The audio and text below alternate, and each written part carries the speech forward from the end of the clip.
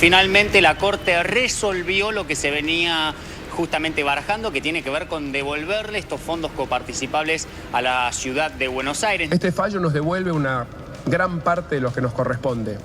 Acá la división de poderes, la Corte, frenaron un ataque directo de la nación a la ciudad. En un día aciago para el federalismo por este fallo tremendo que ha sacado la Corte, que genera una enorme desigualdad entre la ciudad más opulenta del país y el resto del país. Deciden no bajar al recinto, siendo que se trata temas en los cuales ustedes habían estado comprometidos previamente. No hay tema.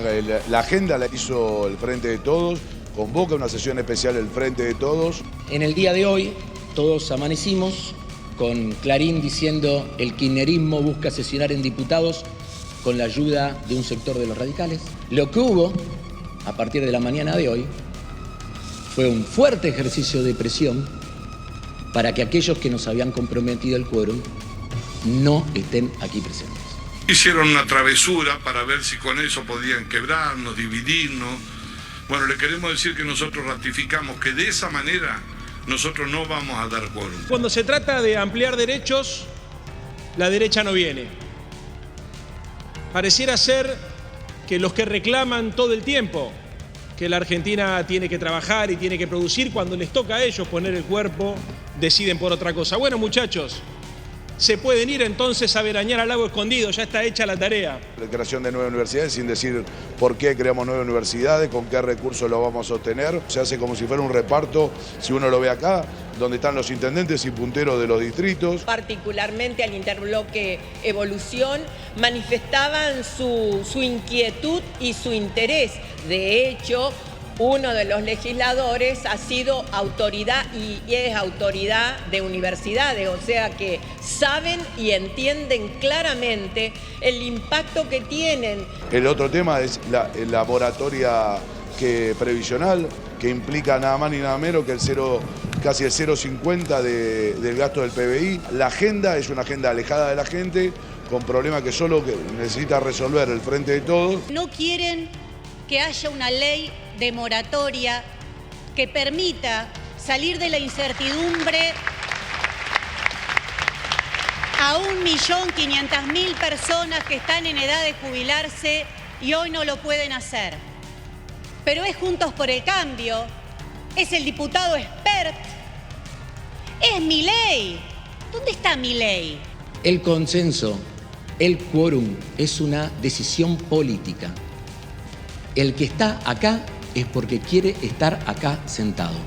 El que no está acá sentado tiene que explicar por qué no está aquí sentado. Hola, ¿qué tal? ¿Cómo andan? ¿Qué dicen? Bienvenidas, bienvenidos a Desiguales aquí por la televisión pública. Hoy por la tarde jugamos con esta idea, Luli. Podríamos decir, bueno, ¿en qué andábamos? ¿No? No, estamos aterrizando lentamente. Claro, ¿en qué andábamos? Helicóptero aterrizamos, eso medio... Muy bien. Pero aterrizando al fin. Bueno, y andábamos básicamente en esto que el informe de la producción de Desiguales me parece que sintetiza muy, pero muy bien. ¿Por qué? ¿Cuál es la preocupación del oficialismo que reúne los episodios hoy protagonizados tanto por el bloque opositor de Juntos por el Cambio como por la propia Corte Suprema en distintos momentos? ¿Qué es lo que dice? Concretamente Germán Martínez lo dijo aquí en Desiguales cuando nos visitó hace poquito tiempo. Hay una preocupación institucional por parte del oficialismo de que la política se traslade a los lugares donde efectivamente no se tiene que decidir. Es decir, un intento de embarrar la cancha, un intento de pudrirla, si ustedes quieren, en un lenguaje aún todavía más coloquial, e impedir que efectivamente funcione el Congreso para legislar, ¿qué? Bueno, políticas públicas de las características de las que hoy incluso ya tenían consensos. Estamos hablando de educación por el tema universidades, estamos hablando de salud, ni más ni menos, por ejemplo, digitalizar historias clínicas. Y estamos hablando de los cuidados previsionales, de la contención previsional por las moratorias. ¿Y qué es lo que plantean? Dicen, bueno, hay un intento de que no funcione el Congreso para que y sabiendo además que en el Poder Judicial pasa lo que pasa, relato convencido, narrativa convencida, yo diría hechos concretos por parte del oficialismo de que un sector del Poder Judicial está tomado por las corporaciones, que la política se traslade a otro lugar. Porque no es que cuando el Congreso no funciona no se hace política, no, al contrario, se hace política. ¿Que se haga dónde? En otro lugar, que es el que efectivamente la oposición mejor domina. Uno podría jugar y decir, bueno, que se haga en lago escondido la política. Pero esta es la preocupación del oficialismo y es un diagnóstico que no podemos pasar así nomás. No se puede naturalizar tan sencillamente. Es la pregunta, sigue siendo la pregunta por la democracia. La pregunta en qué lugares se deciden las políticas públicas de un gobierno. Sí, lo que pienso es si esto es de cara a debilitar a un gobierno porque el año que viene hay elecciones presidenciales o si tiene que ver con una real creencia de que la democracia puede funcionar con estos actores y con estos resortes tirando para arriba. Porque digo, hasta ahora no era tan evidente el parate del Congreso, al menos se sesionaba. Que después no se vote o que después no se llegue a resoluciones es otra cosa, pero al menos había una especie de diálogo. Recordemos que han habido debates interesantes, ni hablar de lo que tuvo que ver con el Fondo Monetario Internacional. Pero estamos con la ministra de Trabajo, con Kelly Olmos, aquí en Desiguales, y con ella vamos a hablar de esto, por supuesto también de lo que tiene que ver con su cartera propiamente dicha, pero un poco de la política en sí, claro, del rol de enfrente de todos de cara al año que viene y de lo que está, como dice Pablo, peleándose hoy en el ámbito público, ¿no? En la plaza pública. Hay una real división de poderes. Hoy la colega Rosario Ayerdi tuiteó que el expresidente de la Corte, Ricardo Lorenzetti, estuvo en el edificio de Daniela Angelici en la jornada de ayer, que se retiró cerca de las 7 de la tarde. Y cito a la colega porque suele tener información muy correcta, suele ser una periodista que trabaja con fuentes muy confiables. Bueno, ¿esto puede ser verdad? Digo, en ese caso, ¿tenemos que sospechar de algo? Bueno, no sé, son preguntas que quedan ahí un poco boyando. Bueno, nos vamos al living, Dale. al encuentro de la ministra Kelly Olmos. Está todo el equipo hoy de Desiguales para analizar todos estos temas, por supuesto, también. Ministra, ¿cómo está? ¿Qué tal, Kelly? Muy bien. Gracias por haber venido. No, al contrario, gracias por la invitación. Bueno, a ver, en definitiva, más allá del orden, al final se cumplieron las dos No, cosas. espera, recordemos lo que dijo la ministra hace un tiempo. ¿Qué dijo ¿Podemos? la ministra? Tenemos el tape para verlo. Fue en el programa de Romina Mangel, Jairo Straquia y compañía. ¿Tenemos para poner el tape? Dale, lo vemos. Vení, Kelly, vení que... Después No lo seguimos puedo- no trabajando con la inflación, pero primero que gane Argentina. Primero, Claro, estaba segura que aunque sea por una cuestión de corrección política, todos me iban a decir, no, que me importa el mundial, que baje la inflación y después vemos. No, ¿qué decís?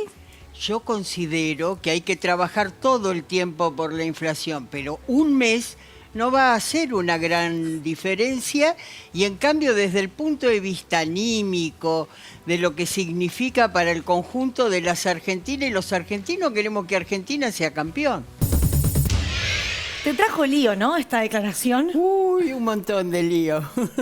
La verdad que era un momento lúdico del programa y yo ingresé en esa actitud lúdica, digamos, porque de verdad eran dos temas que no se tocan, digamos. Estamos trabajando todo el tiempo para reducir la inflación y de hecho la inflación del mes de noviembre marca un camino, un sendero descendiente que no es casualidad, es producto de una tarea que lleva adelante fundamentalmente el Ministerio de Economía, pero que todo el gabinete está comprometido en acompañar y colaborar. Pero se Ahora consiguieron la pasión es la pasión. Se consiguieron las dos cosas y en mejor orden, porque primero bajó la inflación y después salimos campeones. Así es. En el 23, dale, tirate una premonición por ahí.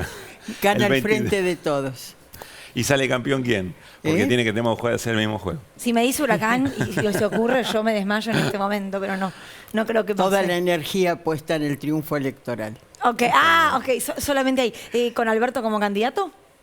Bueno, eso lo vamos a ver desde el punto de vista, yo creo que el Frente de Todos tiene que resolver las candidaturas del modo más democrático posible. ¿Con PASO? Constituyendo, sí, con las PASO que van a existir y constituyendo un frente mayoritario, que no sea excluyente, que pueda incluir todas las fuerzas políticas que son necesarias para el desarrollo de la Argentina. Dicho así, lo que supone es una búsqueda de ampliar el frente. Yo creo que siempre hay que ampliar el frente. ¿Hacia dónde? Mira, hacia los sectores que... La realidad es que hacia los sectores que puedan concurrir en un proyecto de desarrollo y de democracia social en la Argentina. ¿Y en esas pasos vos creés que iría el presidente a una paso, a una interna? ¿Un presidente en ejercicio buscando la reelección iría a una interna? No sé, él lo planteó así. Él dijo que era garante de que el Frente de Todos pudiera presentarse el año que viene a través de un proceso democrático, específicamente de las PASO, desde el último concejal hasta la presidencia de la Nación. Me quedé pensando en la ampliación del Frente de Todos, Kelly, que mencionás. ¿Vos creés que hay un sector del radicalismo que efectivamente se puede sentir mejor representado en el Frente de Todos que en alguna expresión del PRO? Yo creo que sí. De hecho, Raúl Alfonsín, Moró, están acá. Ricardo. Sí, ay, perdón, dije Raúl, pero quise decir, sí, sin duda, Ricardo Alfonsín. Están junto al Frente de Todos y yo creo que es muy probable que haya otros sectores que se pueden incluir. Bueno, recordemos que el expresidente Raúl Alfonsín había dicho en su momento que el límite era Macri, ¿no? Hablando en nombre de la Unión Cívica Radical, y me da pie eso para presentar un video sobre una declaración que tuvo el expresidente Macri a su regreso del Mundial de Qatar. Si podemos, la vemos.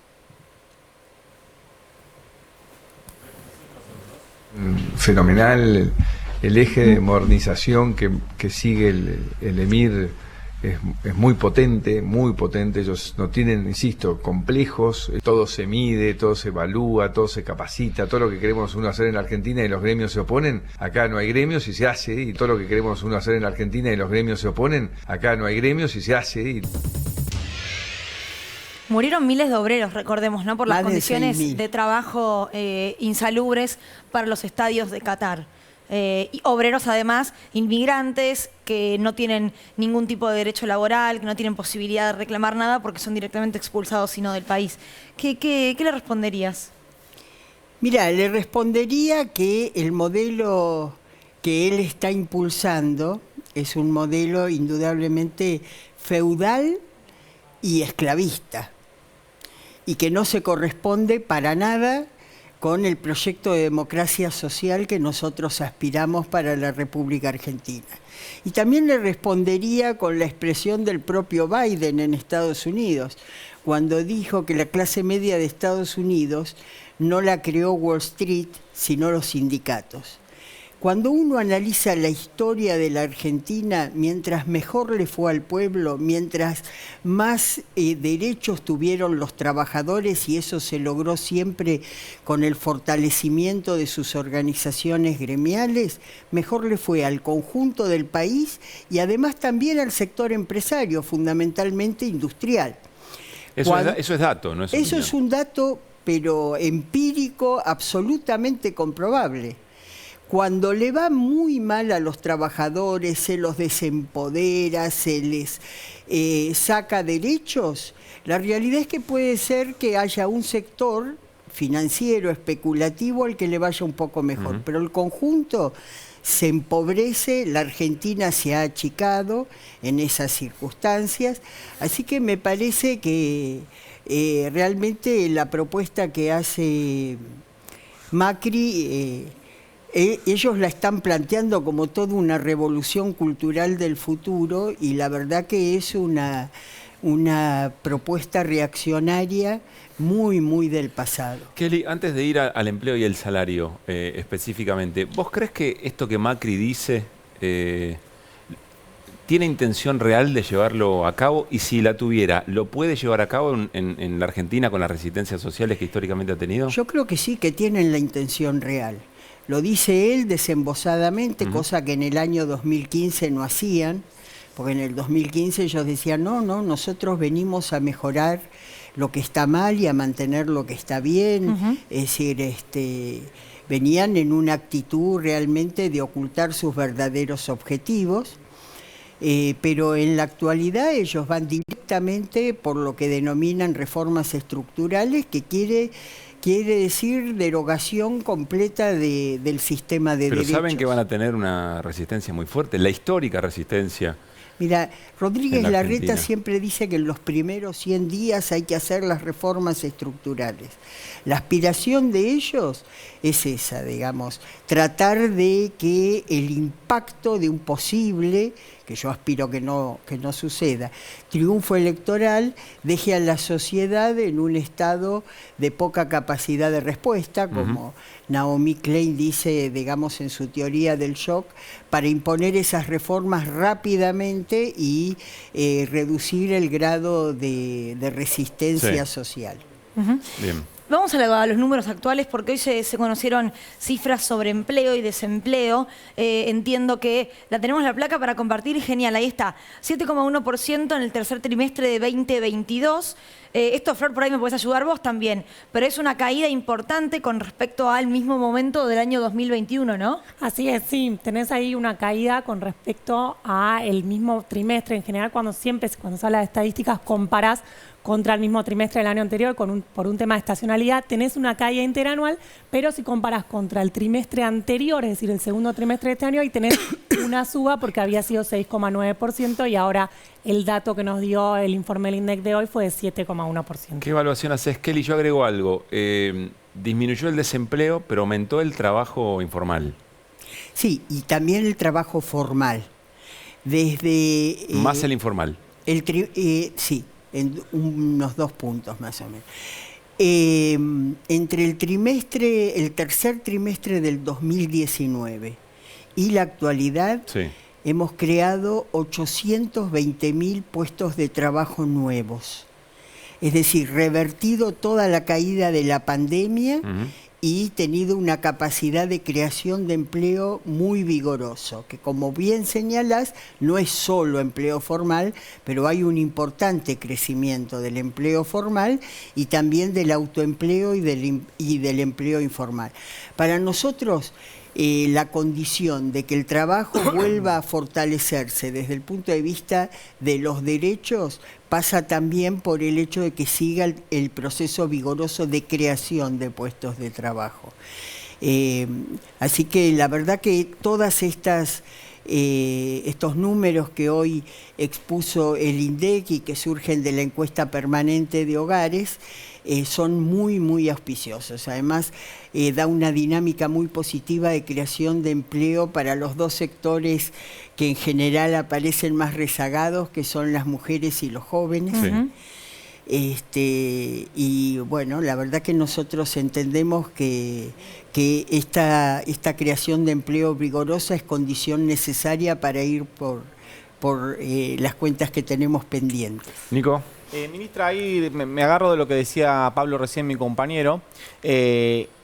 No sé si esto está oficializado, pero ¿es probable que muchos de estos nuevos empleos precarizados o informales o no informales o monotributistas, para decirlo de manera sencilla, tenga que ver también con algunas industrias nuevas, industrias del conocimiento, algunas tecnologías? Porque digo, me da la sensación que surgen nuevas industrias y que esas nuevas industrias surgen precarizadas desde el vamos.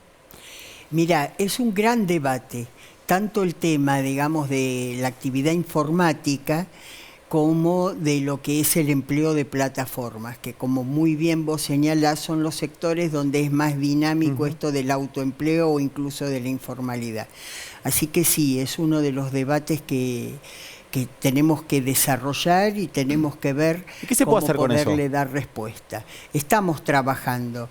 Mirá, todo el tema de economía del conocimiento es muy importante desde ese punto de vista y obviamente que hay un aspecto que vos sabés perfectamente que afecta en todo lo que es informática, que es la brecha cambiaria, ¿no? Pero vos viste que hemos cambiado cuál es el tipo de cambio con el cual se puede abonar a los que trabajan, etcétera, en estos sectores. Y después está todo el tema de plataformas, que es un gran problema a nivel internacional porque conlleva un alto grado de precarización. Ahora, ¿cómo se llega a estos sectores? Y no hablo de quizás los que tienen que ver con la economía del conocimiento, que cobran en dólares por ahí, sino a esos sectores que tienen un trabajo, pero precarizado y de poco sueldo, de bajo sueldo. ¿Cómo se llega a ese sector? Porque no se llega con el bono para los trabajadores formales, ni con, por ejemplo, el refuerzo de un plan Potenciar Trabajo. Bueno, a los sectores que trabajan en estas condiciones, no tengo hoy una respuesta específica de un incremento desde el punto de vista de su capacidad adquisitiva. Como fue un IFE, ¿no? Por ahí digo, en su momento. Pero nosotros vamos siguiendo su ingreso, que también surge de la EPH, que es el único que nos da alguna información sobre lo que es el trabajo informal, no el autoempleo, pero sí el informal. El problema que tenemos en el relevamiento de ese dato es que es un dato que se promedia en un semestre y con alta inflación conlleva, digamos, un importante grado de sesgo, digamos, en sesgo negativo en su análisis. Bueno, es parte, la verdad, de los sectores sobre los que tenemos que trabajar, pero la condición necesaria para mejorarlos es seguir manteniendo la tonicidad en la creación de empleo. Kelly, yo entiendo eso, pero estamos en un momento de duro debate político. Incluso el gobierno tiene un reclamo de base respecto de las cosas que prometió efectivamente en la elección.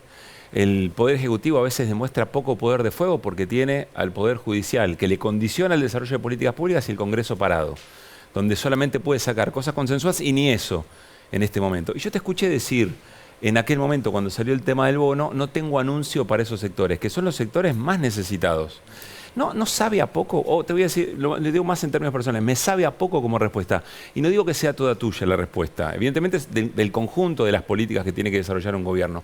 Pero ¿no sabe a poco decir no tengo anuncio para esos sectores? Específico no, pero tenemos un montón de anuncios que hemos desarrollado y que también impactan sobre esos sectores. ¿Por ejemplo? Por ejemplo, la tarjeta alimentar, que se incrementó en un 40%. Por ejemplo, la asignación universal por hijo, que también se ajustó. ¿A eso al informal no le llega? ¿Cómo no? ¿Y quiénes lo reciben? ¿Al que tiene salario informal? ¿Al que tiene un trabajo, perdón, y que está en la informalidad? El que está en la informalidad recibe tarjeta alimentaria y recibe asignación universal por hijo. Y los que están en los niveles inferiores del monotributo también. Sí, esos dos ingresos le llegan, y en ambos casos recientemente los hemos reforzado. Categorías A y B, ¿no? Sí, señor. Flor, tenés una pregunta. Sí, hoy estuve consultando muchas cámaras empresarias por el tema del bono, que todavía falta la letra chica, ¿no?, de la AFIP para que efectivamente las empresas sepan cómo pagarlo. Muchas decían que está ok, que lo iban a pagar, y otras te dicen, sobre todo las pymes más chicas, te dicen que por ahí o en un mismo mes se les pide sueldo, vacaciones, aguinaldo y también bono, y que algunas puntualmente estaban complicadas para pagar y le iban a pedir al gobierno a ver si lo podían pagar o en cuotas o pagarlo en enero en vez de diciembre. ¿Se está analizando algo para esas situaciones puntuales? Mira, esas situaciones puntuales se tienen que resolver por acuerdo entre las partes. Cuando digo entre las partes, digo con el gremio, no con cada empleado, que estaría en una posición de mucho desequilibrio y tendría que aceptar tipo adhesión, digamos. Es decir, si hay un acuerdo con el gremio que justifique, para nosotros ese acuerdo rige. Pero entendamos que el bono, que es de hasta 24.000 pesos, es un bono que, digamos, lo van a recibir aquellos que por todo concepto, menos el medio aguinaldo, lleguen hasta, con el bono incluido, 3 salarios mínimos y vital y móvil. Y los que... serían los que reciben en mano hasta 162.000 pesos, exactamente. ¿No? Si recibieran 170, por ejemplo, no cobran el bono no sería de 24. No, sí, lo cobrarían, pero sería de 13, digamos. No, tiene que ser siempre hasta 3 salarios. Es la suma total, por todo concepto menos medio aguinaldo, incluido el bono. Es decir, el bono es un refuerzo especialmente orientado a los sectores más rezagados de la estructura formal. También empleadas de casas particulares, ¿no?, deben cobrarlo. Sí, las empleadas de casas particulares lo deben cobrar, y como muchas de ellas no cumplen un horario completo, el decreto lo establece para ellas y para otros gremios como el docente, que digamos es por cargo y no por tiempo completo, que el bono se cobra proporcional a la carga horaria. En el caso de trabajadoras de casas particulares, también el 50% de lo que se abone se puede descontar del impuesto a las ganancias cuarta categoría, donde ese concepto entra dentro de lo que es mínimo no imponible. Bien. Y si no se paga cuarta categoría, va a haber un proceso de devolución. Kelly, cerramos la charla, nos vamos a ir a la mesa a hablar del tema del fallo de la Corte y la coparticipación. ¿Cuánto te preocupa? Me preocupa una actitud sistemática de la Corte de fallar en contra de las políticas públicas del gobierno nacional, digamos, más que lo que puede ser este aspecto en particular. Gracias por haber venido. No, por favor. Bueno, nos vamos a la mesa. Sí, déjame que le pida perdón a las Pepas y a Tere porque acabo de tirarle un rayón de virome al pantalón. Bueno, muy bien. Así que quiero pedir disculpas a la vestuarista y a la marca que siempre nos da... Mira, la ropa de Flor también es de las Pepas de hoy. Pero jabón blanco Se resuelve, sale, ¿no? pero aviso por las dudas porque hay una mancha acá. Me lo compro. Si me lo dan a precio más barato, lo Para mí compro. la haces una igual del otro lado y que quede Mirá, como que es... ¿cómo quedó? Claro, que es La el diseño manchita. original. La manchita que le clavé. Diseño original. Puede ser. ¿Cómo estás, Fiorentino? ¿Qué dice, amigo? Está gozando de la bondad del ciberacoso. Pelado. ¿Querés decir algo? Sí, quiero decir que el lunes pasado, no sé quiénes lo vieron, estuvimos acá debatiendo si la selección iba o no iba a la Casa Rosada. Habíamos debatido antes respecto a el rol de los futbolistas con Darío Starraiva, que quedó inserto en una ola de porquería. Le mando un abrazo desde acá. Habíamos hablado ahí sobre la conciencia o no conciencia de clase de los futbolistas en general. Yo después, mucho más tarde, quise retomar eso, lo hice de forma horrible, paupérrima, muy mal, sobre todo teniendo en cuenta que es mi profesión además comunicar, ¿no? Así que dejar muy claro que de ninguna manera considero desclasados a los futbolistas de la selección, muchísimo menos a esta selección, que yo he visto pocos equipos que hayan podido generar la empatía y la sensibilidad social que tienen con la gente y que lograron, me parece, la movilización. Considero yo, ¿no? La movilización más grande de la historia argentina. Así es. Y por último, también aclarar que de ninguna manera sugerí que por algún tipo de falta de conciencia de clase no iban a la Casa Rosada. De hecho, quise decir lateralmente lo contrario. Ahí está mi torpeza. Quise decir que a tipos a los que le decís que entrenen todos los días, que corran, que hagan goles, que te hagan felices, que ganen copas, pedirles además que en un quilombo del escenario político que muchas veces a nosotros mismos nos cuesta interpretar, tengan la sensibilidad para decir, che, voy, no voy. No, si no van, no pasa nada, trajeron la copa y fin. Bueno, amigo, el abrazo de siempre. Y además para quilombo está el Congreso y la Corte, ¿no? Sí, el Congreso hoy es una foto, digamos. Si sacás el Congreso, pues es una foto del Congreso, es más o menos lo mismo porque está completamente trabado. Hoy sí van a aprobar la creación de 7 universidades, la moratoria previsional. La oposición no fue. La excusa por la que no fue es que no le dejaron incluir parte de sus proyectos en el temario. El proyecto que querían incluir es el de la ley de alquileres, que sabemos la quieren derogar o no la quieren. Ahí escuchábamos en el inicio del programa... Raro, eso va a correr por mi cuenta, raro el ingreso de la ley de alquileres como prenda de negociación. Para mí abre una puertita que en algún otro programa podemos charlar. Sí, algún día podríamos charlar del poder del lobby del sector inmobiliario, ¿no? Que hace que estén todos atrás de una ley cuando los temas podrían ser un montón. Ahí lo escuchábamos a Germán Martínez muy puntualmente hablar, decir, che, nos traicionaron un acuerdo parlamentario. Sí. La información era que había un sector del bloque de Evolución, no del bloque de la UCR de Negri, el que se identifica a nivel nacional con Martín Lustó, para decirlo de manera sencilla. Había algunos que habían garantizado que iban a dar el quórum porque tenían intención de que estas universidades se aprueben. Bueno, finalmente no lo hicieron, no volvió a sesionar el Congreso y no está previsto que haya nueva sesión de acá a fin de año. Después tenemos lo de la Corte. Sí, la preocupación, insisto, a viva voz del oficialismo en diputados es que no quieren que funcione, que se patee todo para más adelante, como para no darle algún rédito político al propio... Sí, además Eduardo Valdés dijo hoy en Que Vuelvan a la Tarde, dijo concretamente que le iban a pedir al presidente de la Nación que por decreto saque universidades y el tema de la moratoria. Veremos.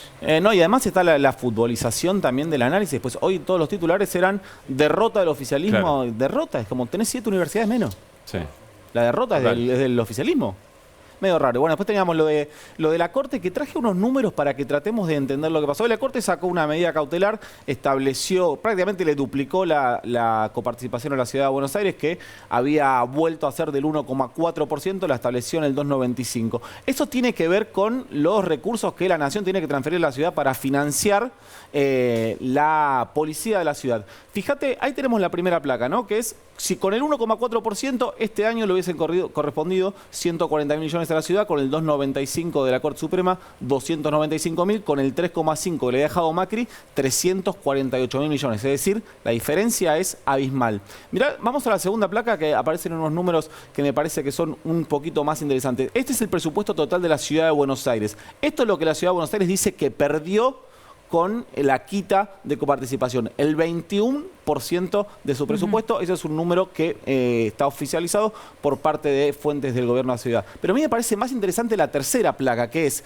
¿cuánto sale la policía de la Ciudad de Buenos Aires? Fíjate esto, recién decíamos que Macri le había asignado más de 200.000 millones por encima de la coparticipación original. Todo el presupuesto del Ministerio de Justicia y Seguridad, repito, no la policía de la Ciudad de Buenos Aires. Todo el presupuesto del Ministerio de Justicia y Seguridad tenía asignado en el presupuesto 2022 94.000 millones. Es decir, la mitad de lo que Macri le había asignado por coparticipación. Repito, no estoy hablando solo de la policía, Sí. Estoy hablando de todo el funcionamiento del Poder Judicial de la Ciudad de Buenos Aires también, o por lo menos del Ministerio de Justicia. Esos números, lógicamente, por cuestiones inflacionarias se actualizaron. Ahí traje información de qué es lo que dice la Ciudad de Buenos Aires. Ahí, al 30 de septiembre, el último número, se habían gastado 96.000 millones. Entonces, ahí el punto es, ¿cuánto cuesta la policía de la Ciudad de Buenos Aires? Porque la demanda de fondo que hay acá, lo que dice la Ciudad de Buenos Aires es que la Nación tiene que pagarle no solo a la policía, sino toda la seguridad. ¿Qué es toda la seguridad? El de seguridad privada del Banco Ciudad tiene que estar tomado ahí. La seguridad de todos los edificios públicos, las horas extras de los policías que tienen que hacer, no sé, custodias en recitales, que todo eso tiene que estar... Ahora, yo entiendo, y vamos a... seguramente se mete Néstor también, que el fallo de la Corte no va a la cuestión de fondo. No dirime esto que dice Nico, cuánto corresponde. Avala la cautelar. No se pronuncia sobre eso. Claro. La Corte lo que hizo fue brindar una medida provisoria, una medida cautelar, 2 años después del reclamo. Dicho sea de paso, las medidas cautelares deben resolverse en tiempos rápidos. Se tomó 2 años para dictar una medida cautelar que le otorga casi la totalidad del reclamo. El reclamo total de la Ciudad de Buenos Aires es del 3,5%, le dio el 2,94%. Una parte, la parte de la diferencia se va a seguir discutiendo con el fondo de la cuestión, que es la acción de amparo. ¿Por qué no le dio el 3,5%? Porque en todo caso la cautelar coincidiría con el fondo del reclamo, entonces no tendría sentido seguir reclamando por el resto, seguir discutiendo por el resto. Hay algo que a mí me hace un poco pensar, y es, la Corte en un primer lugar llamó a que las partes negocien. Le dijo a Nación y a Ciudad, siéntense. Hicieron muchas audiencias, Bueno, más de 10. ¿por qué no se llegó a un acuerdo ahí? Estuvieron muy cerca. ¿Y con qué número? Estuvieron muy cerca sobre la base de un número que nunca estuvo preciso, había detalles para discutir. Algo pasó en el medio que más política que jurídicamente dinamitó ese acuerdo.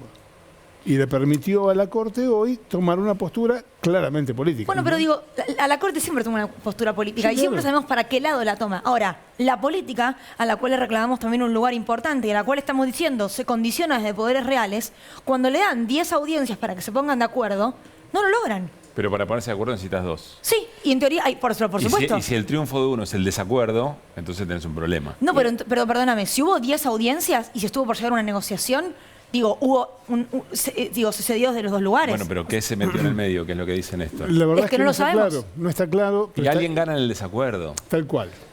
Si el referee, yo sé que bombea y me cobra siempre para mí, y yo no quiero un acuerdo, quiero ir a jugar el partido si me van a cobrar 3 penales en el círculo central. Bueno, entonces, ¿por qué no se comunicó eso con más vehemencias de Nación? Bueno. De cuál fue la cola que se metió en la negociación. El problema de comunicación del gobierno es histórico. Por lo menos desde que arrancó el actual gobierno tiene un problema de comunicación. Pero en este tema me parece que se ha hecho bastante hincapié, se han hecho conferencias. No sé si esto cae dentro de eso. Igual para mí, y es un tema complejo de seguir. Subyace un tema que es más allá del cuánto, más allá del cómo, y es el qué. Es En esa transferencia que tiene que hacer la Nación a la Ciudad de Buenos Aires a partir de la declaración de Ciudad Autónoma cuando pierde la condición de Distrito Federal, ¿qué tiene que financiar? Si, por ejemplo, la Ciudad de Buenos Aires quisiera poner una cámara en la puerta de cada casa y considera ese que es su plan de seguridad, la Nación tiene que financiar eso. Me parece que también en el momento hay que poner un límite de qué es realmente lo que la Nación está transfiriendo. Bueno, la Nación lo midió, dijo, yo te transferí esta cantidad de efectivos, esta cantidad de edificios, esta cantidad de móviles. Esa es la cuestión de fondo. Mantener eso cuesta tanto. Claro, esa es la cuestión ¿Y de puede fondo, llegar a por meterse supuesto. después la Corte en la cuestión de fondo o no? Debe meterse después. Ah, ok. De O sea, hecho- estamos a la espera de que en A algún su momento ritmo, ¿no? se meta en la Igual, cuestión de fondo. claro. Sí, Ok. y también el signo de pregunta que se abre hacia adelante es qué rol van a tomar los gobernadores, porque lo que dice el fallo de la Corte, Néstor lo vas a saber decir mejor que yo, es que esto no afecta a los gobernadores, pero el presupuesto es uno, digamos, y si vos le aumentás más a uno, digamos, la restricción presupuestaria ni de izquierda ni de derecha. Claro, porque la digamos. Corte lo Entonces, que ahí, dice ¿qué va a es, pasar? la Corte lo que dice es, esto no sale de lo que vos le mandás a las provincias, sino que sale de lo que te quedás vos, le Exactamente. dice a Nación. Hay dos cosas respecto a los gobernadores. Fueron convocados mañana por el presidente Alberto Fernández para tratar de tomar una decisión conjunta o al menos una posición conjunta. Y previamente los gobernadores, sobre todo los que se reúnen en esa Liga del Norte Grande, ya vienen pidiendo, al menos hace 2 reuniones, que la Corte los acepte, como me va a corregir mi compañero Néstor Espósito, pero que vienen pidiendo que sean aceptados como amicus curiae en el expediente que lleva dentro de la Corte. Hasta ahora la Corte no se expidió sobre el tema. No, y además respecto de lo que venían diciendo recién, es cierto que la Corte le dice a las provincias que esto no los va a afectar a ustedes porque estos son los fondos que tiene que administrar la Corte, el Estado Nacional. Ahora bien, hagámoslo en estos términos. Yo soy el papá de 3 chiquitos. El más grande le doy por mes 5 pesos, al del medio le doy 3, al más chico le doy 2. ¿Por qué? Porque decidí que esa es la distribución de los 10 pesos que tengo para ellos. Entonces, de repente, por alguna razón externa, la discusión con la madre o por lo que sea, o por el propia exigencia del más grande tengo que darle 6, no 5. Entonces, los otros 2 me van a decir, che, ¿y a mí me vas a dar menos? Entonces, el que me ordenó darle 6 dice, no, esto no tiene nada que ver, a los más chicos no los afecta para nada. Pero el dinero total siguen siendo 10 pesos. No es que incrementamos, que le pusimos un peso de más. El dinero sigue siendo finito. Los fondos coparticipables siguen siendo los mismos. Entonces, decir que esto no te va a afectar porque en definitiva, bueno, vas a cobrar menos vos o te vas a quedar con menos dinero vos, es una cuenta de suma cero que no da nunca. Pero mirá qué cuidado tiene, ¿no? Es un detalle de impacto político el que tiene en cuenta la Corte. Le mando un mensaje a gobernadores y le dice, che, ustedes no se preocupen, que al único que vamos a joder es al gobierno, es el Poder Ejecutivo. Igual quiero ver a Gerardo Morales, quiero ver al gobernador de Corrientes efectivamente discutiendo esto. Ya están manifestándose. ¿Públicamente? ¿Morales? No, eso Y todavía no. No, yo estoy hablando de los que son del mismo partido político que Horacio Rodríguez Larreta. Lo que la Corte está haciendo es, mira, si le van a reclamar a alguien, el reclamo no puede ser contra el gobierno de la ciudad, sino contra el gobierno nacional. Es decir, las provincias no se quejen, si reciban menos no se quejen porque la responsabilidad no es de lo que nosotros decidimos que le deben dar al gobierno de la ciudad, sino de la responsabilidad en el reparto que tiene el gobierno nacional. Es decir, que por 2 vías diferentes terminan jugando políticamente, por esta que te acabamos de contar, pero además, en los albores del inicio de un acto electoral, a uno de los actores que quiere ser presidente dentro de un año, le está dando un paquete de plata para que gestione durante ese año. Y sabemos dónde va esa guita, ¿no? Bueno, en realidad va directamente al gobierno de la ciudad para que gestione, para que haga obra pública. O para que pague publicidad. Bueno, no sé. Sí, está bien, son en definitiva, decisiones, son eventualmente. decisiones Tendría que estar políticas. destinado a la seguridad, ¿no? Pero todo eso, sí sobra. Pero son decisiones del gobierno electo por porteños y porteñas. Sí, y también es cierto que tanto la Ciudad de Buenos Aires como la provincia de Buenos Aires aportan mucho más a la coparticipación de lo que después terminan pero recibiendo. hay un tema muy interesante, y esto nos corre de plano, pero hay un tema para discutir, que es el sentido de la coparticipación, Claro, que claro, es solidario. claro. No es saca más el que más pone. se pone en función de los recursos que generás para un desarrollo federal. E incluso, eso no se discute nunca. Perdón, Ese tiene otro nombre y se llama FMI. Perdón, incluso empresas que saca lo que pone. con la oficina acá, pero que la guita la hacen en otro lugar. Digo, También. las oficinas en la ciudad de Buenos Aires tributan en la ciudad de Buenos Aires. Bueno, pero además de eso, lo que tiene fundamentalmente es el sistema federal de lo que estamos discutiendo. Sí, sí. Digo, no podés darle proporcionalmente a cada provincia lo que tiene, porque hay provincias que probablemente terminarían siendo inviables. Es que te lleva, eso se habló. Claro. Y además, ¿cuál es la proporción? ¿Que es por habitante, por kilómetro cuadrado, por condiciones de socioeconómicas? Por habitante claramente no lo es, porque la capital federal hace 2 censos que no crece demográficamente. No hay variable para determinar eso. Quiero recordar que un ministro de Economía de este país no hace tanto tiempo hablaba de provincias inviables por esta razón. Claro. Vamos a seguir charlando, pero de otra Dale. candidata, porque estamos hablando mucho de Larreta, ¿no? Que es uno de los, si se quiere, precandidatos o de los que se menciona dentro de los Juntos por el Cambio. Y otra es Patricia Bullrich. ¿Cómo estás, Patán? Estamos con Ricardo Patán Rajendorfer, periodista, ustedes ya lo conocen. Y la menciono a Patricia Bullrich porque su mano derecha, su aliado cuando fue ministra de Seguridad, Gerardo Milman, está en una bastante compleja, ¿no? Al menos con la justicia en este momento. No es solamente la causa por el atentado a la vicepresidenta.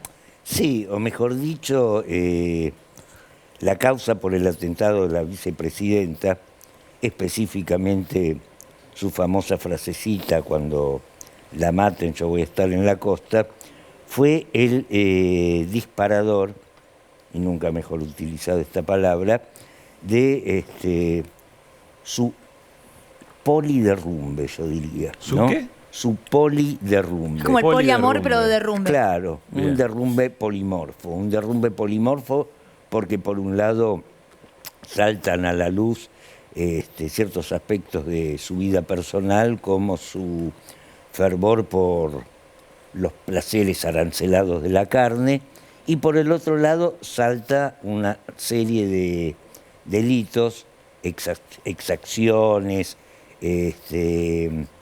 violaciones de deberes de funcionario público, nombramientos irregulares. O sea, Yo me lo una anoté, mira, larga porque vos lista. escribiste una nota para el Tiempo Argentino y mencionás 5 cosas muy puntuales.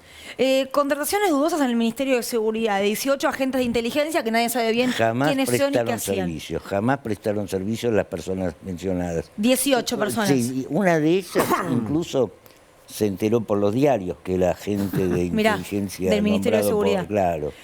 Facturas apócrifas, especialmente una por más de 600.000 pesos a un instituto que financió parte de la campaña de Bullrich. Todo esto es del Ministerio de Seguridad. Una empresa, una fundación que es de Bullrich. Ah, mira. De estudios O sea, el estratégicos Ministerio le pagaba a la ministra. El ministerio, el instituto de la ministra le pagaba al funcionario Milman. Ah, mira.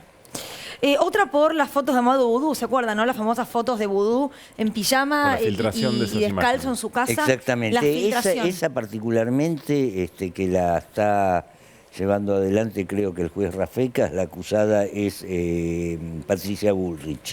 Néstor, vos tenés información sobre esto. Sí, la causa la tiene el juez Sebastián Ramos. Tenés razón. Y en ese expediente en particular, la semana pasada declaró en indagatoria la ministra Patricia Bullrich. Lo que hizo fue descargar la responsabilidad en los mandos que tuvieron a su cargo el operativo, mandos de la Prefectura Naval Argentina. Ah, perdón, ahí sí entregó un prefecto entonces, cuando era para salvarse ella. En rigor, más que entregar un prefecto, lo que dijo es que ella había cumplido con todos los protocolos, que negaba haber sido ella la autora de la filtración. También precisó que el teléfono con el cual se habían sacado las fotografías y los videos del momento de la detención de Amado Vudú se había perdido poco tiempo después y por el paso del tiempo había algunas cuestiones que no recordaba. Es bastante comprensible en contexto los olvidos que pudo haber tenido la ministra Patricia Bullrich, sobre todo porque ha habido otros olvidos. Mirá, vas a ver en estos videos, en estos 2 videos, algunas cuestiones vinculadas con los olvidos de la ministra Bullrich.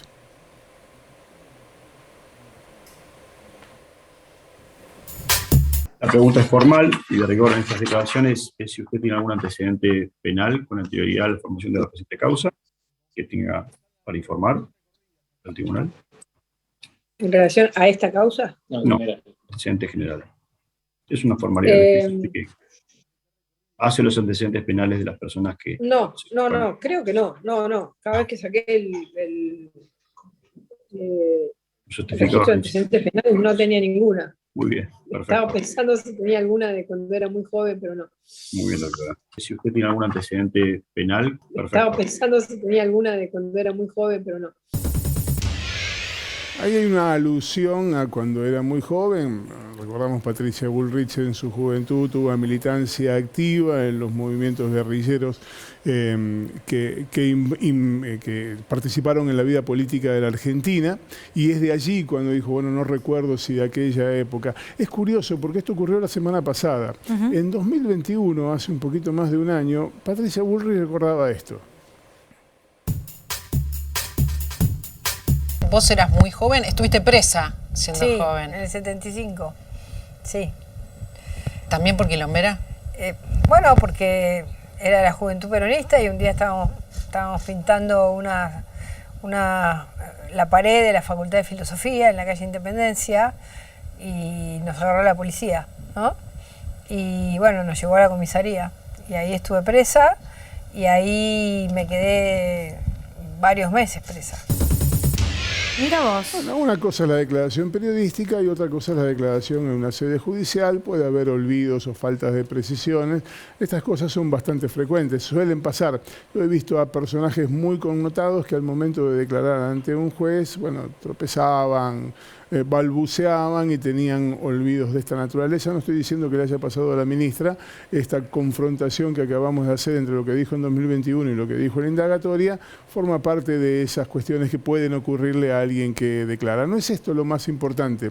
En términos de suponer que ha habido olvidos, por ejemplo, vamos a mostrarte ahora un documento de alguien, de un prefecto general ya retirado, que estuvo a cargo del operativo de detención del ex vicepresidente Amado Boudou en 2017, y que a propósito de lo que declaró Patricia Bullrich en esa indagatoria, la que veías recién al juez Sebastián Ramos, en ese contexto declaró esto que vas a ver en pantalla. Cuando le preguntaron qué es lo que había pasado con las fotos que había sacado y demás, dijo que en esa oportunidad ella, hace mención a Patricia Bullrich, me solicitó las fotografías del procedimiento y el prefecto general Loboso, que era un colaborador de él, le solicitó las fotografías al personal interviniente en el procedimiento por orden mía. Recepcionadas las fotografías, fueron enviadas al ministerio por WhatsApp, es decir, que se las enviaron directamente a Patricia Bullrich. Le preguntan más adelante, no está destacado aquí, le preguntan más adelante si además de enviárselas a Patricia Bullrich se la había enviado a alguien más.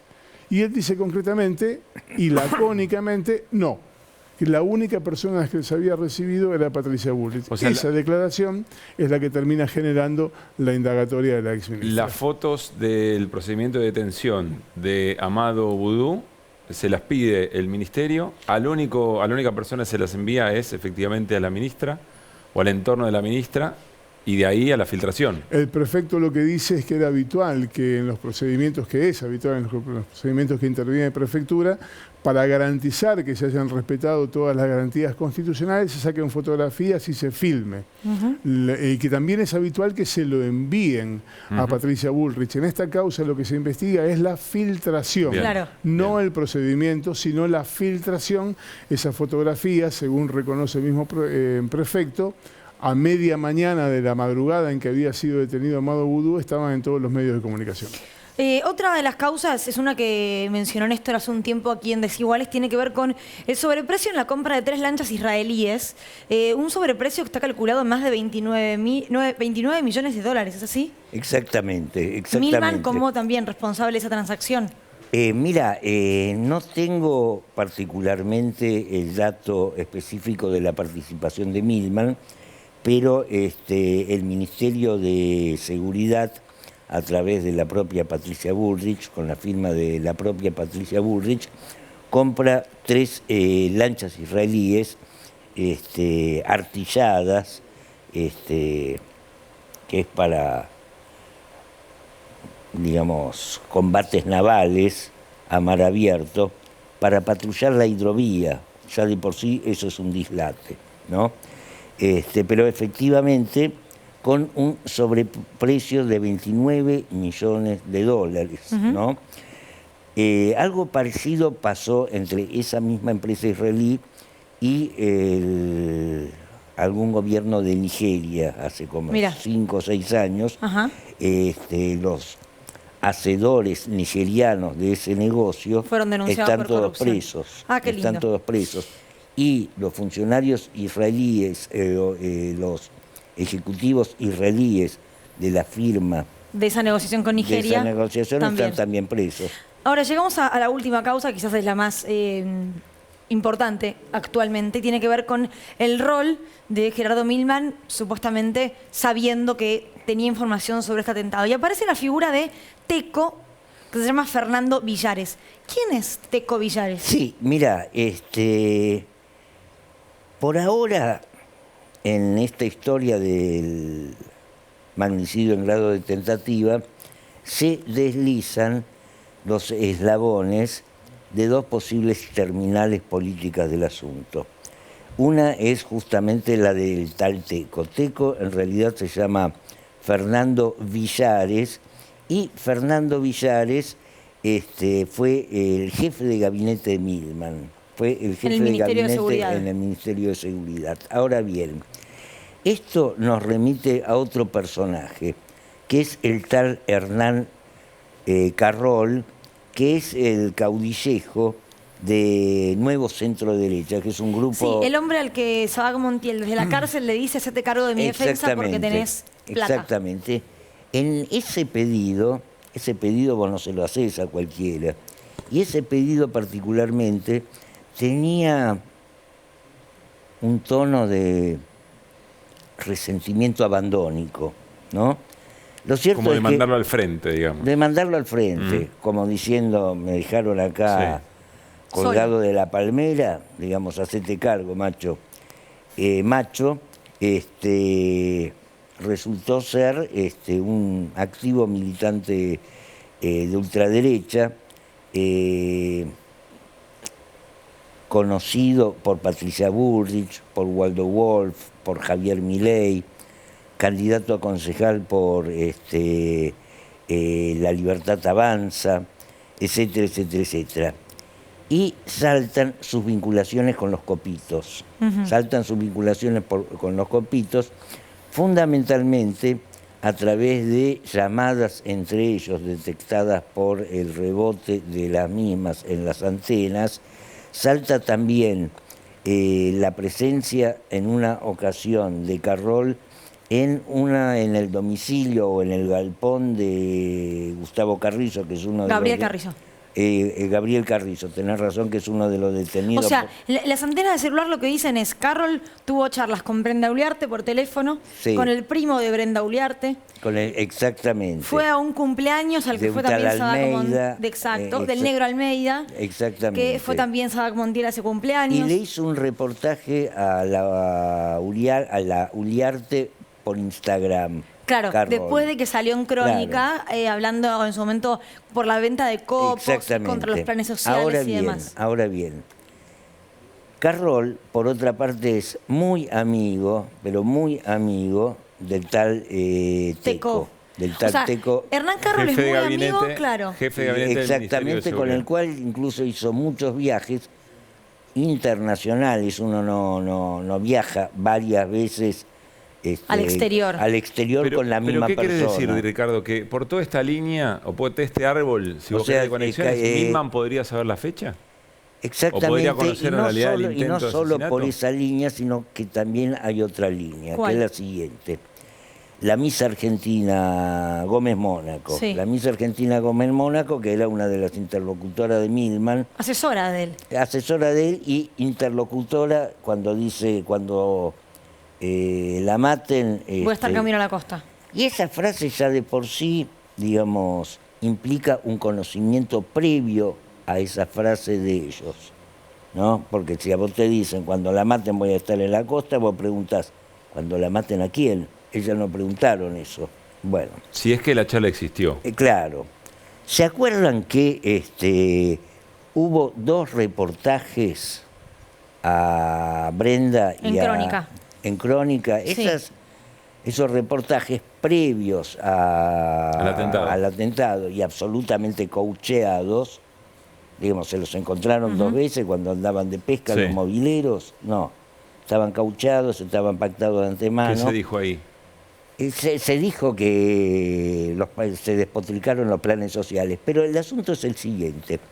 Esos reportajes fueron pactados y producidos por una tal María Murrué. María Murrué, apellido por cierto impronunciable por la M y la R juntos, es una influencer, panelista y productora de Crónica TV. Pero también tiene otra ocupación. Es socia menor de Gómez Mónaco en el Instituto de Belleza que le puso Milman con dineros del erario público. O sea, esa es otra línea. Son Ricardo, 2 líneas. La pregunta es si se investigan estas Claro, líneas. tenemos que cerrar ya, pero por sí o por no, ¿se está investigando bien esto que vos traes y narraste en tiempo? La querella está investigando bien. El juzgado y la fiscalía es otra desgracia en esta historia. Gracias por haber venido. Gracias. Nos vamos al corte, ya estamos.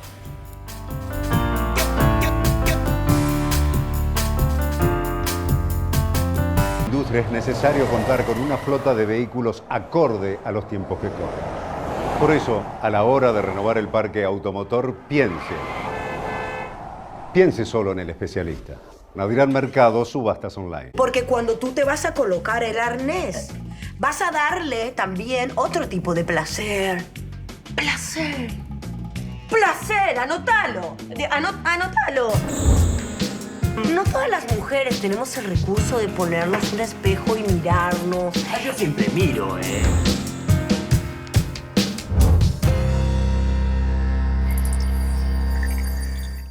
Estas fiestas, cocina tu Vitel Toné con el sabor irresistible de Hellmann's.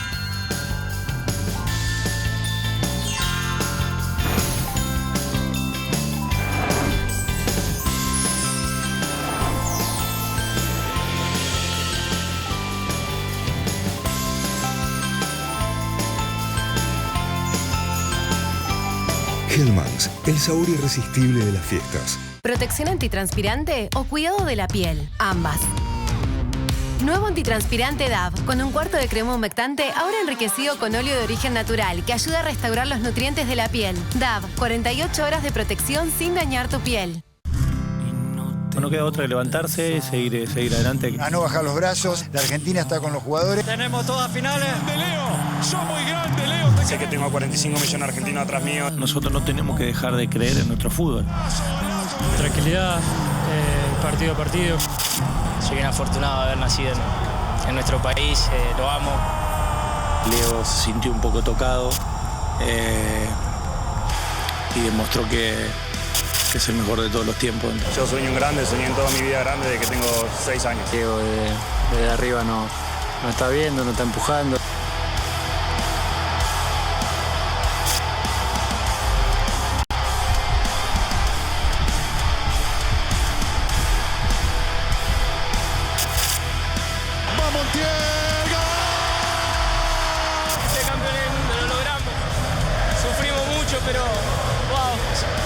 Se siente.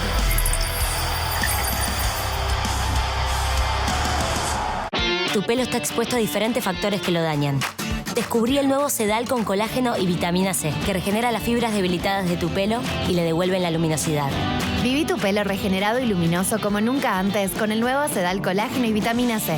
Una buena cantidad de buques de la Marina Mercante participaron realizando tareas de diferentes características, algunas más de carácter logístico, de abastecimiento. 4 historias de héroes desconocidos en misiones secretas. No tenían una escolta que los protegiera si había alguna situación de peligro que las hubo. Sin preparación militar ni armamento. Consejo oficial es saber qué decisión se tomaron. Fuimos a Malvinas. Pero lo que pasó fue grave, ¿viste? Ya te digo, muchos marinos mercantes que murieron. Civiles en Malvinas, capítulo 2, Naufragio en Isla Soledad, miércoles, 22:30, Televisión Pública.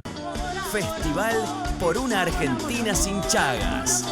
Desde Termas de Río Hondo, celebrando los avances en la erradicación de la enfermedad.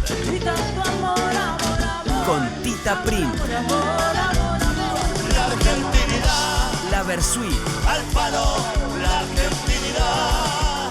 Al palo, la argentinidad. Esta noche, 23:30, televisión pública. Adrián Mercado presenta su nuevo sistema de subastas online. Desarrollamos un sistema más rápido, más fácil, que te permite participar desde cualquier lugar del país. Si querés que tu empresa crezca, elegí Adrián Mercado.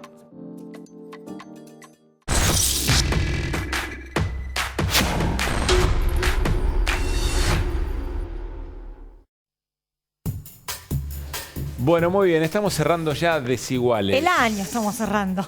Y nos queda un cachito Sí. todavía, ¿eh? Por eso mañana nos vemos. Dale. A las 9 de la noche. Quédense, porque viene ficción de calidad. Chau. 2:20. Chau.